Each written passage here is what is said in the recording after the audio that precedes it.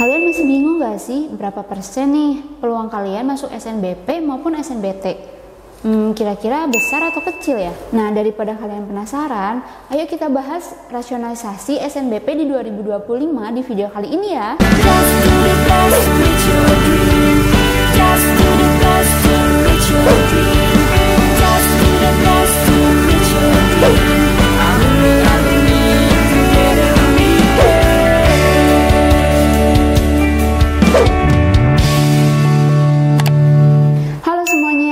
Lagi nih sama aku ke Ara di GP Media Channel. Nah, kali ini kita mau bahas nih mengenai rasionalisasi SNBP di tahun 2025. Di sini aku mau bagi ini cara untuk rasionalisasi rapot kalian dan parameter-parameter lainnya. Kita juga ada nih pembahasan mengenai rasionalisasi di video kita sebelumnya. Tapi karena tahun sekarang parameternya sudah berubah, sudah banyak yang berubah, jadi kita bikin video yang terbaru. Buat kalian yang masih mau cek video lama kita, boleh cek langsung videonya ya. Oke teman-teman, di rasionalisasi kali ini ada beberapa langkah-langkah yang harus teman-teman ikutin.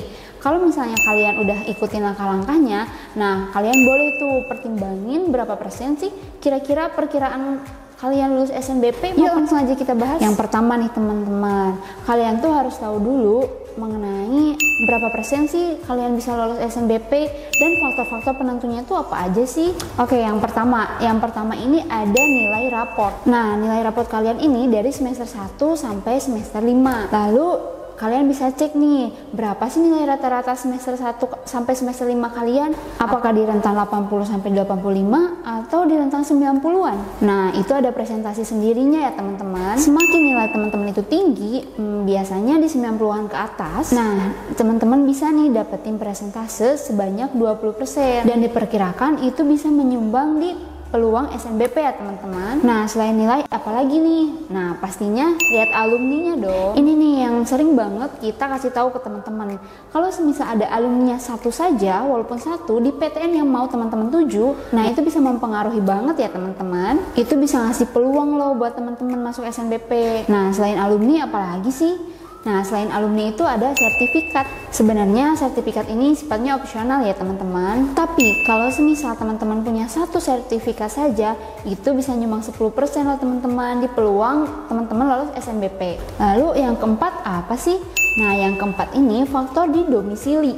Tentunya ini dilihat dari domisili sekolahnya teman-teman nih. Nah, sekolah kalian apakah satu domisili atau di luar domisili dengan PTN yang mau kalian tuju? Kalau semisal satu domisili, nah itu kemungkinan peluangnya besar banget ya teman-teman. Tapi kalau semisal di luar domisili, nah kemungkinan peluangnya itu agak relatif sedikit kecil ya teman-teman. Selanjutnya ada faktor apa lagi sih? Yang selanjutnya itu ada faktor akreditasi sekolah teman-teman. Terus selain akreditasi ada juga faktor selanjutnya, yaitu mata pelajaran pendukung yang teman-teman ambil untuk jurusan di PTN nanti. Apakah mata pelajaran pendukungnya sesuai atau enggak nih sama prodi yang teman-teman pilih di PTN nanti. Lalu faktor terakhir adalah ranking paralelnya teman-teman atau ranking eligible ya. Biasanya ranking ini muncul setelah teman-teman menerima raportnya. Kalau semisal teman-teman masuk di 20 besar atau semisal di 10 besar, nah kemungkinan peluangnya itu makin besar ya teman-teman. Nah, setelah faktor-faktornya udah teman-teman kumpulin semua, baru deh teman-teman boleh hitung berapa sih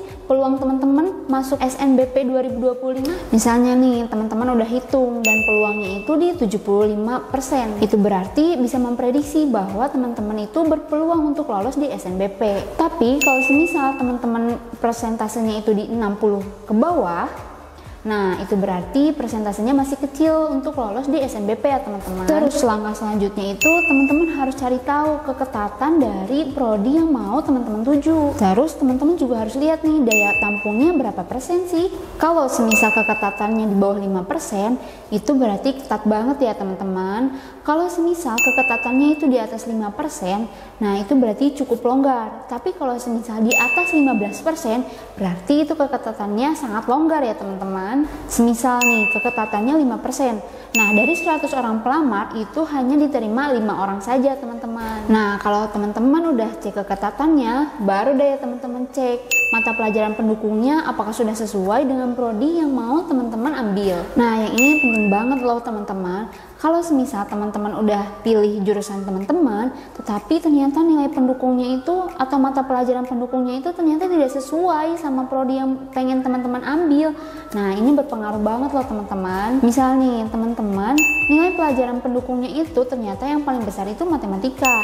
Nah, berarti teman-teman harus memilih jurusan-jurusan yang mata pelajaran pendukungnya itu matematika juga ya teman-teman. Misalnya nih, teman-teman nilai yang paling tingginya itu kan tadi matematika. Nah, tapi teman-teman mau memilih pilihannya itu pertanian atau peternakan. Nah, ini agak kurang nyambung ya teman-teman. Jadi harus diperhatikan mata pelajaran pendukung teman-teman yang paling tinggi dengan prodi yang mau teman-teman ambil. Jangan lupa diperhatikan itu ya teman-teman. Teman-teman juga harus cek nih nilai rataan minimum teman-teman selama 1-5 semester sekolah. Apakah sudah cukup besar untuk masuk prodi yang mau teman-teman ambil atau masih kecil? Misalnya nih ya, NRM dari kedokteran UPI itu membutuhkan 90. Nah, berarti nilai yang harus teman-teman miliki itu, kalau bisa di atas 90 ya teman-teman.